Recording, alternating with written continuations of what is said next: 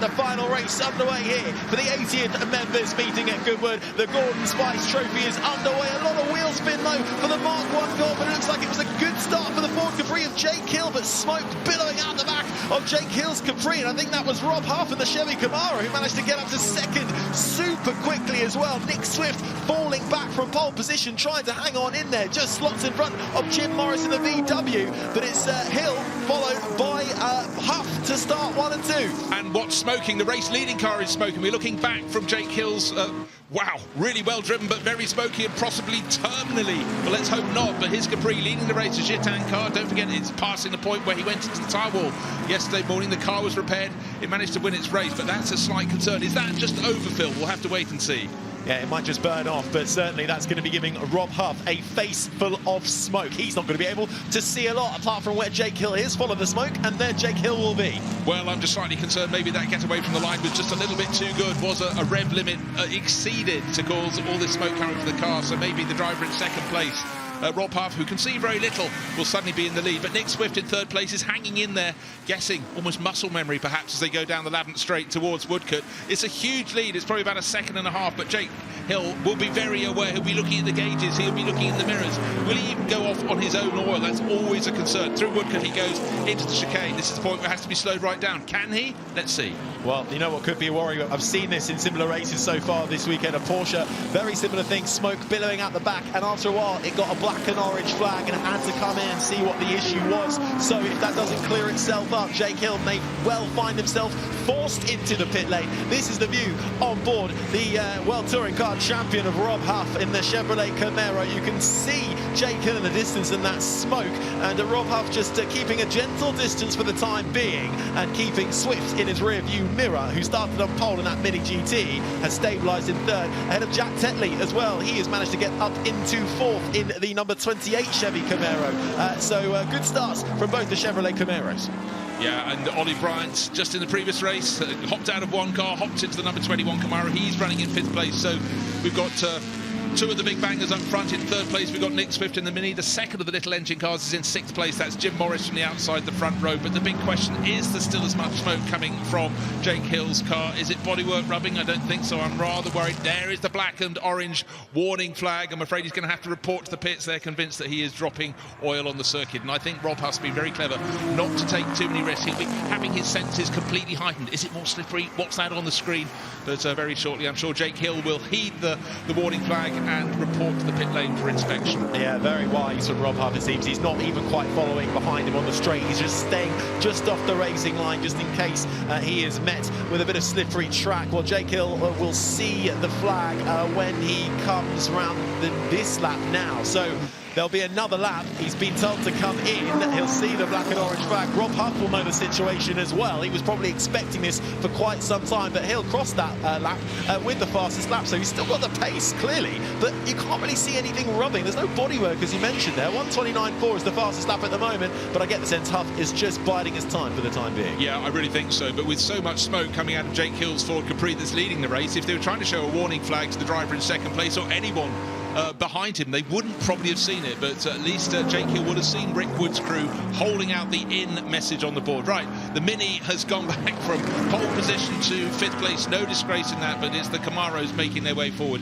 Car number 28, last year's winners, Jack Tetley, the Oimig sponsorship, and tucked in behind him, Oliver Bryant, pushing on very hard indeed. Of course, he just hopped out of a Jaguar E-Type to something with far less finesse, but a lot more grunt. The American grunt, yes, making its way through. A little word on our first reserve, Ludovic Lindsay, who started right from the back in his Ford Capri and has got himself up into 20th spot so far. So not too bad for the number 33, who didn't think he'd be starting this race about 10 minutes ago. Goes to prove testing is bunkum, doesn't need it at all. So he gained 10 places in 2 laps. That's neat, that's tidy.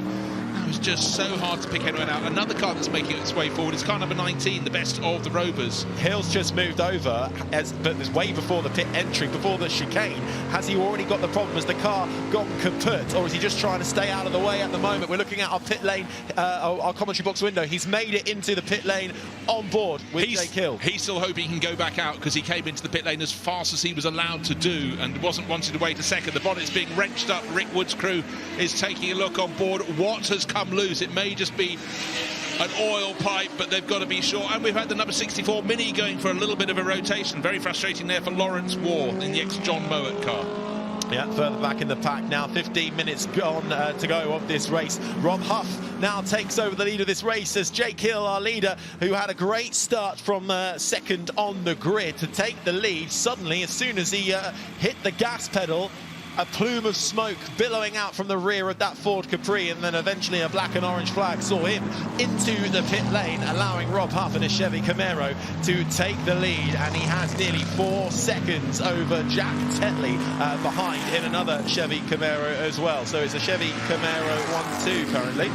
1, 2, 3, because Ollie Bryant's in the third place, number 21. But what we saw in the first race for these big bangers yesterday was the fact in the heat was that Rob Huff bided his time. He worked his way forward, got up into second place and pushed and shoved and challenged really, really hard. But again, so much experience and a huge appreciation of historic cars, and all the way through his touring car career, all around the world. He was racing his MGB GT. And Hill has rejoined. You could sense the frustration in his eyes as he was sitting there waiting for the crew to work as hard as they can. There is less smoke this time around, so the pipe clearly has been reattached. Can't see enough information on his gauges. In fact, he's probably not looking at them too hard through the fiddly parts of the circuit, and certainly as you go into St Mary's, you need to be looking at to where the track is. He'll catch the tail enders fairly soon, but a victory, I'm afraid, for Jake Hill and for his ever enthusiastic father, Simon Hill, in the pit lane. Frustration is clearly the byword at the moment. Fantastic onboard camera shot as well, just to see how hard he works the steering wheel, where the car is pointing, and a bit of anti-lock on there, a bit of anti-steering as well, even though it's a right-hander, the steering wheel's moving left. Fantastic work. Now though, all the work to do for the 1-2-3 car back of the pack. Fantastic battle developing in the mid-pack around 7th place. There's a few thousandths of a second between. We've got a Volvo in there, along with another Camaro, a Ford as well, not to mention the Rover, all battling it out, I think, from Shepherd down in 5th, 6th, 7th, 8th and 9th. Yeah, I said if we'd put the cars according to their natural pace, you'd have the big bangers at the front and the very best of the smaller engine cars down around midfield. Of course, they were allowed to start all in sort of alternate positions, 1st, 3rd, 5th, etc. for the big bangers, 2nd, 4th, etc. for the smaller engine cars. They're very good through the corners, not so good down the straight, so they will gradually fall back. But Tom Shepherd going really well to be running 5th in that VW Sirocco. Yeah, we're just looking at the number 31 of Thorpe trying to chase down the Volvo, the number 27 of Young for 11th place right now. That battle heating up nicely, along with this, the Sirocco Mark 1. This is the 44 car trying to get through, but blink and you'll miss it. All of a sudden, another battle happening. The data post car is trying to catch up to that gaggle, but there's a little bit of a gap because the Sirocco is all over the back of him. Yeah, and James Dorlin had as much understeer as is possible to have there. He got the 61 Fiesta just somehow through Woodcuts, but some great drives. And the Jack Young driven Volvo coming up with the Antar livery on the headlights and the Bastos livery on its flanks, the red and white colours in which it would have competed in the Spa 24 Hours. It had problems in practice, it's worked its way up the order, it's continuing to do so. It's getting faster and faster as Jack becomes accustomed to that absolute brute of a car. James Dorlin heading up this little gaggle of cars in that Fiesta, the number 61. Then comes Tom Shepherd in the Sirocco, and then, as you rightly say, it's Young in that Volvo. A bit of side-by-side action. The Sirocco decides it's had enough of waiting behind the data post Ford. It wants to get through. Bit of a shove, bit of a squeeze, but no, the Ford holds strong. The 61 car gets up onto the curves. The Sirocco tries to cut back. That sends the data post Fiesta out wide, but will have the inside line for the next right-hander. The Sirocco has to bide its time into that 45. Shepherd holding on behind Dorlin, and he'll be sick and tired of that orange data post livery if he has to stay there for much longer. Well, for Nick Swift, he's falling back down the order as the big powerful cars come through, and Fred Shepherd in the number 17 Ford Mustang Boss 302, he has the grunt. But look, when you go through the tighter bits, what closes in? The car with all the handling, and Nick Swift puts his car sideways in the blink of an eye, flicks it one way, flicks the other, brilliant out of the chicane. He gets the traction down a little sooner, but where are the horses? They're under the bonnet of the Ford. Jake Hill, watch, he's made up a position on Moore, and he's up to 28, 16.5 seconds to Morley in the number 38 Triumph Dolomite. Let's see how quickly and how much Hill can make an impact in these 10.5 minutes. But side-by-side action now, as we've got Volvo versus VW. Who can win out? The Volvo just gets its nose ahead, and the Sirocco has to bide its time further back, and that data post Fiesta still trying to do battle as well. This time it's with one of the other cars further back. Didn't quite see the number on that one, but the Mini, super frustrated at the moment. That's the Clubman estate. You know what, though? The car that he was challenging was the number 8 Ford Capri. This is the Gordon Spice Trophy race. This was one of his cars with which he had so much success in the British Saloon Car Championship, with the Autocar sponsorship on its flanks and Motorcraft written in big white letters across the nose. It's absolutely right. A car in the Gordon Spice livery is competing in this race. Now, Young is in this Volvo is proving to be perhaps a bit of the cork in the bottle here. He looked behind him and it's almost the rest of the field. Yeah, no, actually, slightly unfair there, Harry. He's worked his way through that group. So, but anyhow, he's far from finished. Another person who is just looking to demote Nick Swift in that number 60 Mini is the number 19 Rover SD1, driven really well so far this weekend and pushing harder and harder, trying his best to depose him and gain a position. That's Michael Whittaker, son of Mike Whittaker, who's also been racing so many cars here in Goodwood over the years. Absolutely. Well, up front still, Huff has a 3.3 second lead to Tetley, Bryant, Shepherd and Swift at the top 5, and scooting past is that number 60 Mini of Nick Swift, who started on pole but has fallen back to mid. He's got Whittaker right up behind him, and then comes the huge battle including that Volvo of Young, currently in 10th spot, who's hounding now the back of Thorpe in 9th, and then there's a little bit of a gap back to Morris, who's up in 8th at the moment. So once he gets through, he might be able to make up some time, see how quickly he can get into the top 5. Swift continues to do battle then with Whittaker. Whittaker now in front. But looking at the favourite part of the circuit for Nick Swift in the Mini, the way he can place his car where he wants to and then constantly change direction through St Mary's is fabulous. But if he needed to get in front into Lavant of the Sanyo Rover, and Michael Whittaker knows he's got the power down, he's got the power, he's going to pull away, but of course goes through the kink, keeps on accelerating, pulling further clear of the Mini, but wait to see where he puts the brakes on, and then some distance later the Mini will put the brakes on and Nick Swift will close right in as they come down to Woodcote. But the middle order just outside the tail of the top 10 is nose to tail with what, about 8 cars? Quite possibly, yeah. The 31 now chasing down Young. This is Thorpe still on the back of Young. So Thorpe has been on the back of Young for quite some time now. So Young are making up a few positions, but then not really making too much progress at the moment. Still in that 9th spot. And then comes that huge gaggle of cars. 1, 2, 3, 4, 5. You keep counting them. They keep coming through the chicane. You can see Young absolutely battling with the steering of that Volvo, coming through the chicane and back onto the main straight to start another lap. 7.5 minutes remain of this final race, the Gordon Spice Trophy final here for the 80th members meeting at Goodwood. I think there's a slight transponder problem. It has Jack Young tumbling down the order. We know he started back in 22nd position. He came across the line, I would reckon, right in front of James Thorpe, which will put him in 9th place. Now he's been re-established in that position, so he's gone very well indeed. And also James Thorpe has got into the tail of the top 10 from 14th on the grid. But up front, it's Rob Huff leading by 3.2 seconds from Jack Tetley. It's Chevrolet Camaro Z28 from Z28 with Oliver Bryant. No variety there. Also in the Z28, the American car's having a fabulous race. Their power really holding out. Yeah, Young and Thorpe starting to create a bit of a gap in their Volvo and Chevy Camaros to the BMW that is chasing them down. And then comes its huge battle, the Scirocco right up the inside. Did he make it work? But disaster though for the number 8 of Whittaker. Yeah, Michael Whittaker drove really well to work his way through the pack, trying to follow through from after Jack Young, Nick Padmore and the driver between them in that white Camaro. That's James Thorpe. But alas, whether he was pushed, whether he was shoved, whether he drove off the circuit with a problem, but that number 8 Ford Capri will tumble down the order for Michael Whittaker. What a shame. Such a shame. No one likes to see a race end early for these drivers who work so hard on bringing these cars to us, for us to feast our eyes on this fantastic racing. Through the chicane again then for Jack Young in that Volvo, the number 27, still being hunted by those behind the Chevy Camaro, the Thorpe and the Thorpe car, and they're also bringing the BMW, and that's Padmore. He's had a great start from further back in the field.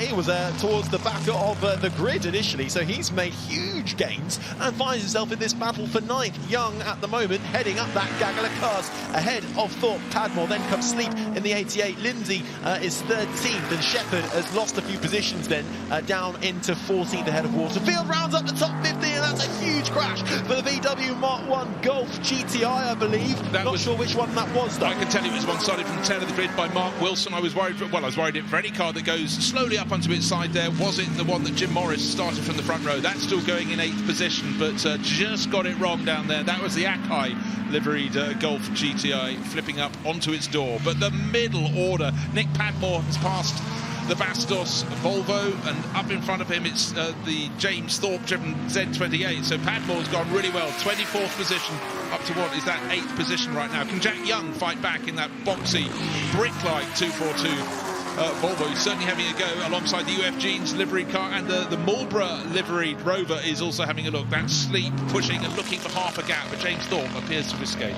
Well, they're all going to have to stop because the red flag has come out because of that Flint VW, and that was the livery Camaro Z28. Well, we will get another green flag lap before we get the racing action properly underway as well. So they get underway. Bit of a slow start there from Bryant's Camaro, but he makes it off the line. So green flag lap, formation lap essentially underway as they get up to speed once again, getting heat into these tyres. What's left of the rubber after almost nearly full distance race, 5 minutes? How much rubber will they have left on these tyres to make it towards the end and to finally complete this race? We'll have to find out in just a few moments' time. Let's hope nobody, when they were sitting there with their engines turned off, noticed the heat starting to build up too much in their cars, because racing cars, when driven fast and hard and pushed to the limit, don't like just suddenly stopping and sitting there without anybody to sort of keep things cool for them. And we've got a few cars that were started as reserves. Ludovic Lindsay will be starting middle order in the number 33 Fabergé liveried Ford Capri. It's black with the green, red flanks on that car, and right at the back they seemed a little bit underpowered, or in fact under-reliable when it came to practice. All sorts of problems for the Triumph Dolomites, but good to see a couple of them out there still playing at this, the finale. But it's all about the Z28 Camaros, which will fill the front row. And can Fred Shepherd in that white and black Ford Mustang Boss 302 do something about it in those that wonderful battle between those great American manufacturers? And the VWs as well making their way through the field. The Scirocco, the Mark 1 Golf as well, looks so fast in yesterday's heat, but we'll have to make up a few positions in this 5-minute sprint to the end to try and get them into podium contention. You can see there is the 44, which I believe will still carry that 10-second penalty actually, so a bit of a race against time. I don't think that will be able to quite find 10 seconds in 5 minutes, but who knows. And let's do another grid for you, and we'll try and get up to speed. So Rob Huff on pole position ahead of Jack Tetley and Oliver Bryant. They are the front three in the Chevy Camaros, but watch out for that Ford Mustang of Fred Shepherd. Then we go back. The Volvo of Jack Young was really rallying hard in the top 7. He goes from 8th, along with Nicholas Padmore, who on the initial grid started way back down in 28th position. He's already right up there. First reserve, Ludovic Lindsay, started this race from the back. Didn't know he would be starting this race. He starts from 12th in this 5-minute sprint in his Ford Capri. Head down to Rupert Death, the remaining Mini GT. Death down in 18th position. He will start just behind the Ford Capri and the Ford Fiesta. James Dorlin, 19th and 20th is David Devine. David Devine, who we saw going to the pit, so I wonder what will happen to him. And then we have the Triumph Dolomites, the Mini Clubman Estate, and there is Jake Hill in 21st, the 1-2-3 Ford Capri. Watch out. How much progress can he make in 5 minutes? And on the back row, it will be the Triumph Dolomite, the Ford Fiesta, and the Mini GT of Timothy Morley, Simon Goodliff, and Lawrence Waugh. And good news, I just looked into pit lane. David Devine's escort is waiting to rejoin the race when it starts from pit exit. But which of these Camaros are going to make the very best start? Or will the cars, the Rover and the Ford from the second row, have half a chance? Look out also for the Bastos Volvo on the outside. Here we go then. A restart then. 5 minutes for the Gordon Spice Trophy to decide this final. Rob Huff is away, and well, bit of a slow start for the Chevy of Brian. But Jack Tetley, I think, has managed to hold on into second. We've got cars already way off into the grass. It's a BMW and a Scirocco off. There's carbon fibre going everywhere further back in the pack as the middle pack scuffs scuffles, but for Rob Huff, he's away and well, being chased down by the sister Chevy of Jack Tetley. Jake Hill is getting into the thick of it as well, passing cars left, right and centre. He is trying to make up as much time as he can. Reminder, he led this race for the majority before having to come in due to a black and orange flag. Well, the pace of his Ford Capri, he's right on the tail of Skid Scarborough's Capri that started about 10 places ahead of him, but it was Nick Padmore who took with the Sirocco to the grass on the run down off the grid towards the first corner. But this is fabulous on-car footage. It's the Ford Mustang of Fred Shepherd has picked up Ollie Bryant's Camaro. Rover started fifth, it remains in fifth, but look, Jake Hill, I think he's up into about 8th position from 21st. Extraordinary. He's in the top 10, I'm certain. We're still waiting for our timing screen page to update to give you the proper order as confirmed. Rob Huff, though, certainly leading the way. Here is Jake Hill in alongside the number 24, side by side they go. Who is going to be the last of the late breakers? You have to say it's probably going to be Hill, and it is down into the braking zone, and the right-hander makes it stick. Hill up another position, but Rob Huff, is he coming under pressure a little bit from Jack Tetley and Ollie Bryant? He may well be, but Jack Tetley's coming under a lot of pressure from Fred Shepherd in the Mustang. That's going to be to the advantage of race leader Rob Huff. 0.555 of a second is his advantage. We've got this lap and another lap and possibly one more. We'll see if they can squeak it in. But Jake Hill, what was the position? I said 8th. What a good guess. So it is. Nailed it. Up into 8th for Jake Hill. How many more can he pick off in these last 3 minutes? Absolutely brilliant. Rob Huff then half a second ahead of Tetley, Shepherd, Bryant, Whittaker. The top 5 up another position for Jake Hill. He's got 4th, but he's up into 7th. What's his next target? Nick Swift, a little bit up the road in the Mini, the best of the small engine cars, running in 6th at the moment. But boy, oh boy, nothing is being kept in store by Jake Hill. And up front, a little bit of a slide wide by Jack Tetley in 2nd place. That should surely let Fred Shepherd close a bit, but also let Rob Huff escape in the lead. He was half a second clear, but look, everything is being thrown out there by Jake Hill. Is there more smoke? Is that bodywork rubbing in the front corner? Has there been contact since the start of the second part of this race? But it doesn't matter at all. He's closing in the next target. Nick Swift, and Nick will not give up without a fight. A lot of pride out there. Well, I wonder if there was a bit of contact further back in the pack, because we saw that BMW and another car out well wide into the grass before we'd even reached turn 1. So you have to wonder how they ended up out there. But we're focusing quite rightly on the racing action, and Rob Huff is still leading this race from Jack Tetley, who is right up behind him, half a second. But then it's only 2/10 to Shepherd now, who's up into 3rd ahead of Ollie Bryant, down to 4th. Whittaker holds out the top 5. These are big wide cars, and boy oh boy, we're going to have 2 more laps. That's fantastic news. I thought they'd squeak it in. The way they thread the eye of the needle going through the chicane, literally scuffing it with either side of the car, and the way they drift. And Jake Hill, 7th isn't much good, is it? Let's go for 6th. That's what he's done at the end of that lap. He's only just under 6 seconds down on the race leader, having started 20 positions further back down the order. Could he halve it? Could he get to 3rd? I don't know. That might be a bit of a tough ask with just a couple of laps remaining for this Jake Hill in that Ford Capri. Anything is possible, as we've seen. That bruised and battered Capri battled through to the win the other day, so who knows? He could do it.